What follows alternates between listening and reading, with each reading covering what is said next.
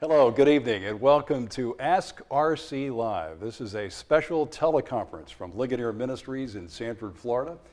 I'm your host, Lee Webb, and I'm pleased and honored to be joined by the founder and chairman of Ligonier Ministries, Dr. R.C. Sproal. We are glad to be joined by thousands of people here tonight to ask you questions.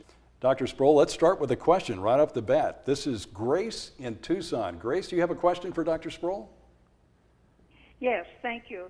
When a Christian dies, do they immediately go into heaven in God's presence and then have that expanded knowledge? I've always believed that, but then what about those verses that say those who are asleep, like the rapture, who are those who are sleeping? I don't believe in soul sleep, but what does that mean? Well, Grace, I don't believe in soul sleep either, but I think the tension that you've already indicated is resolved in this way. Historically, classical Christian theology speaks of what we call the status intermedius, or the intermediate state. And that has to do with where we go immediately upon death as distinguished from our state after the final resurrection. That is to say, as the New Testament would indicate, Paul says to depart is better than to stay. It was more needful to stay here for us, but to depart and be with Christ was far better.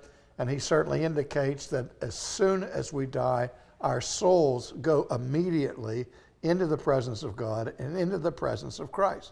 But in that particular intermediate state, we're disembodied souls. And we won't have our glorified bodies until after the coming of Christ and the great resurrection, where our souls will then, at that point, be reunited with our bodies. So first, souls, continued consciousness of our personal existence. The instant we die, we go into heaven in our soul state, and then we await the final consummation of the resurrection of our bodies. I hope that helps, Grace. Thank you for calling in, Grace. And we also are inviting our viewers and listeners tonight to ask their questions by Facebook and Twitter. And Lola on Facebook, Dr. Sproal, asked,